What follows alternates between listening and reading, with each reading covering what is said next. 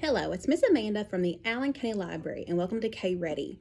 Today we're talking about gingerbread houses, and this is the time of the year that we often see lots of little children just like you get those gingerbread house kits, and you make something really fun and delicious at home.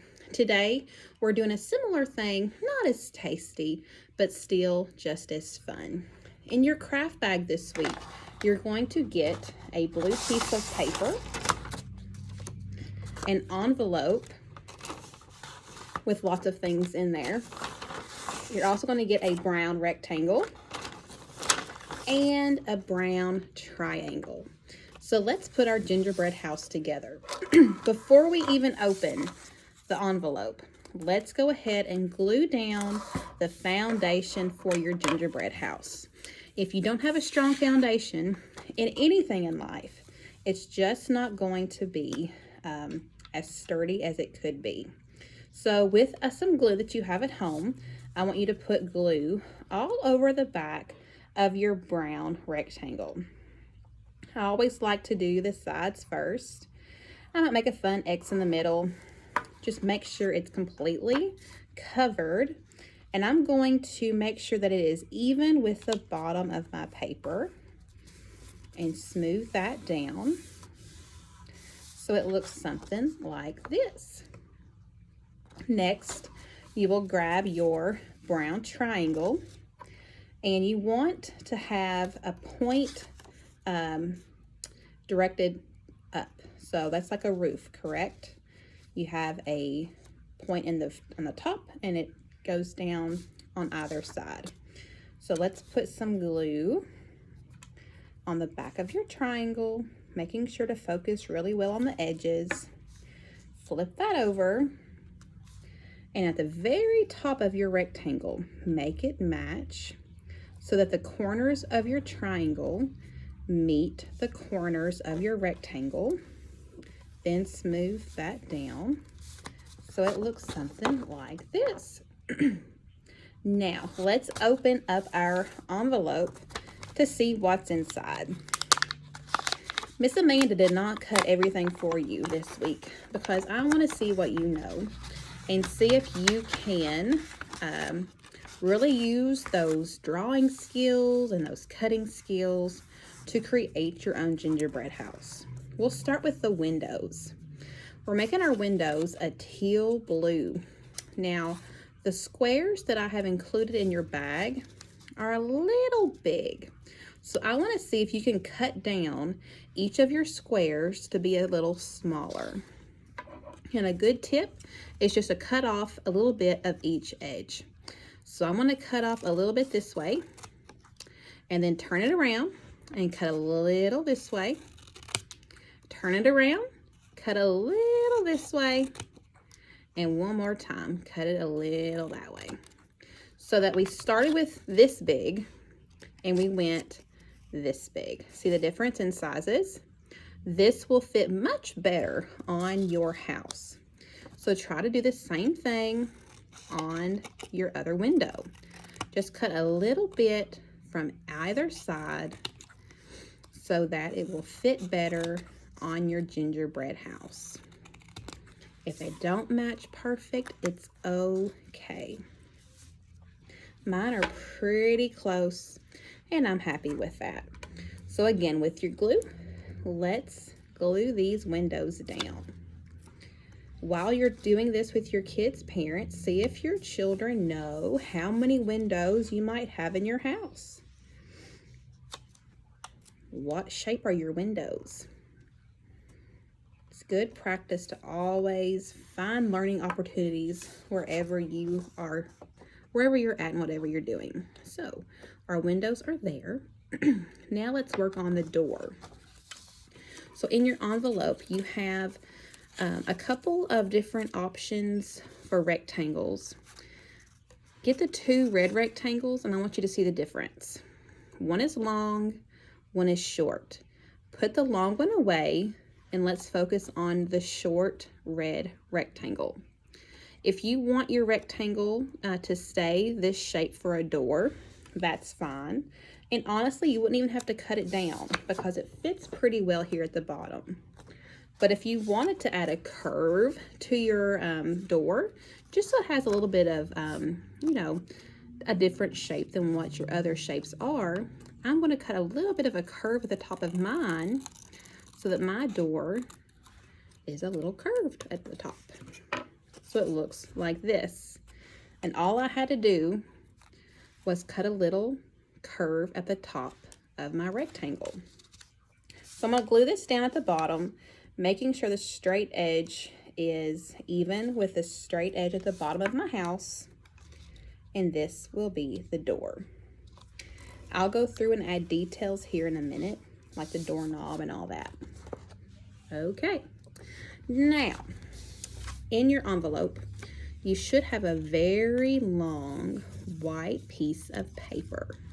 And I had to fold them up, so it's actually pretty long, right? I want you to fold it equally in half, making sure that each of the ends match, you know, pretty well. Cut that in half with your scissors at home.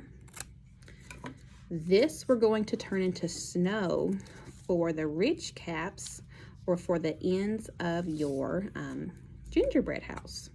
So how do you make a white rectangle look like snow? It's pretty easy. All you have to do is get your scissors and ever so gently just make some curves in there. Go in and out, in and out, in and out till you get to the end. We're just going to practice cutting this week with your scissors to create a new shape. All right, so once you have that, you will match your straight edge with the straight edge on your house. So I will glue this down and let you see what it looks like. Put some glue on the back of your snow and then match that with the straight edge of the triangle that is on your house. So it might look something like this. Okay, and we'll do the exact same thing with the other white rectangle. So you can watch me again. Just start at one of the edges and just start making little cuts into your rectangle. And mine are like little soft curves. So in and out, make your curves until you get to the end of your rectangle. There's no right or wrong way to do this, okay? Just don't cut all the way through. So we'll add some glue to this side. Match that straight edge with the straight edge on your roof so it looks something like this. All right, now here's a fun part. You've got 4 different rectangles. You have green, purple, yellow, and red. Now, when you're making those gingerbread houses that you can make from the store, they might include different candies to make your gingerbread house look really festive. So we're going to make some gumdrops, not real gumdrops, pretend gumdrops, with our shapes or with our rectangles. So a gumdrop can be a circle. I'm going to make it kind of look like our door, and you can make as many gumdrops as you want, but we're looking for a shape kind of like this, almost like a thumbnail. So make several. I mean, you can have as many as you want. I'm probably going to do 4 of each color, and then we'll go from there to see if we need to add more gumdrops. 1, 2, 3. They're not going to be perfect. I'm not looking for perfection. I'm just wanting to see that you can use those scissors. You're familiar with your shapes. You can follow simple instructions. So here's 4 gumdrops there. You see that? So I'll put my red to the side. I've still got maybe 1 more gumdrop I could do. We'll see if we need it. Yellow. We'll do the same thing. And you might want to do a different shape. You are not constricted to what I'm doing. You can make whatever shape of candies that you might like on your gingerbread house. I'm just doing this because it's simple. I can show you kind of quickly. And if you have other ideas at home and you have more time, great. I would love to see your completed gingerbread houses in the comments below once you get them finished. I would love to see that. All right, there's my yellow gumdrops. Now I'm going to do my green gumdrops. And again, I'm doing 4 of each color, and I may not need all of them, and I may need more. We will see as we go. 2,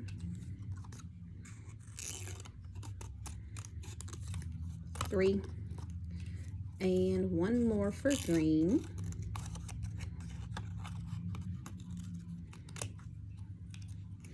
All right, our last color is what? Purple, that's right. So we'll do 4 purple gumdrops. All right, so now parents, if you wanted to, we could even have a sorting activity, sort all the colors into their own piles. I mean, anything. You can extend any activity almost that you're doing, and it's all learning fun. So there's my purple stack. I'll put my yellow over here. Then we'll put my reds over here, and I'll put my greens right there. So what should we start with first? What color? Let's do yellow. And I'm going to put these on top of my roof. This is going to look like little, maybe Christmas lights or something, whatever you want them to be. And then I'm going to do a different color next to the yellow. So I'm going to do purple. Little glue on the dot. I'm going to space them out a little bit so they're not, I want to make sure I don't have too few. I don't think it's a big problem if we don't have enough, but we want to have plenty. And we'll do red. So I'm going to make a pattern, okay? I started with yellow, and then I went and did purple, and then I did green, and then I did red. So if I did yellow, purple, green, and red, I'm going to go back to yellow next. We'll put this one here at the top a little bit. And then we need to do purple next.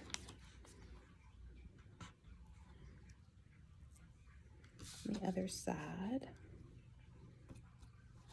And then I need to do green.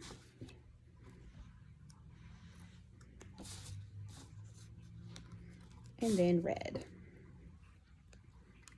I'm just putting a little bit of glue on each side of these gumdrops. All right, I need to do yellow again. I probably won't use all of these, but I might use them somewhere else on the picture. And my last one will probably be purple. So I still have 2 red, 2 green, 1 purple, and 1 yellow left. So there's the top of my gingerbread house, looking very good. If you have other color crayons or markers at home, we're going to use those to complete the rest of our picture. But first, I almost forgot. You also have 2 white circles in your envelope. Before we glue these on, I'm going to show you how to make a peppermint. So, using a red or a pink marker, this is pretty red to me, you're going to make a peppermint.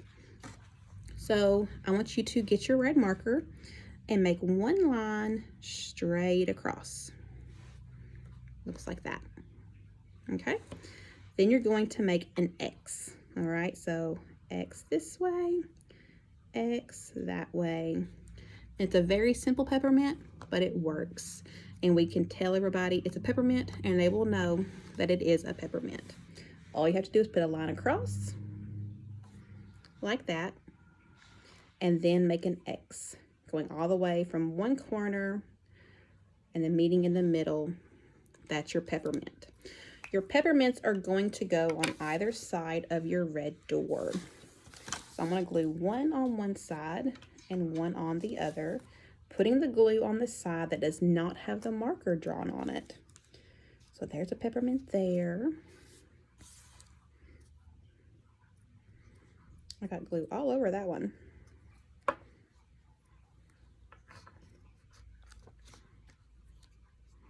There's a peppermint there. Very cool. I love it. Now, again, here's what I said we're going to do. We're going to finish the details, right? So we're going to add a doorknob to our door. I'm reaching back here to get my markers. So you can make your doorknob long. I'll probably do a round doorknob like this. Little details make it really pop.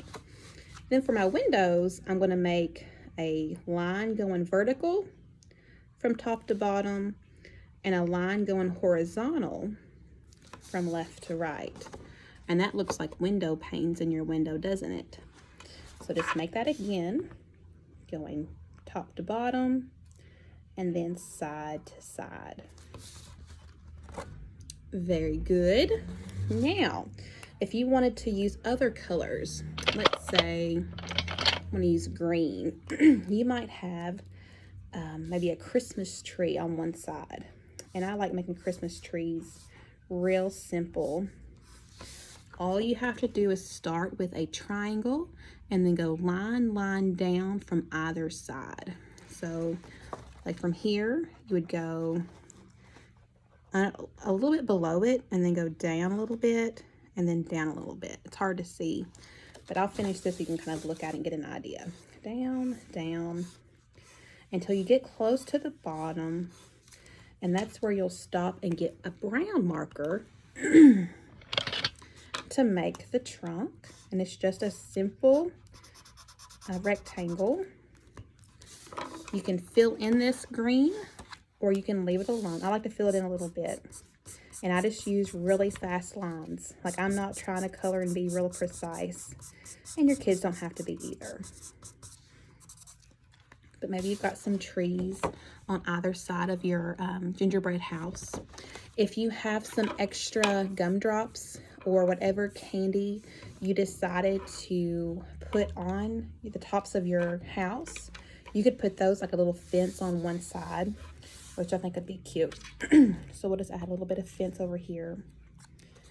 And we're just adding, you know, these little shapes can really make your project stand out and look spectacular. I got one more color, which is yellow. All right, so there is our little gingerbread house, and I hope you've seen that with just some simple shapes, a little bit of glue, some scissor cutting skills, and a whole lot of imagination, you can come up with a very pretty picture for this holiday season. Make sure to stop and get your craft bag before they're gone. They do go quickly, it seems, and I would hate for you to miss out on that. But again, if you miss out on the bag, it's very simple things. You don't need a whole lot. Just some colored paper and a lot of creativity, a little bit of imagination, and you'll be just fine. Thanks for coming. We'll see you again next week for K Ready with Miss Amanda. Goodbye.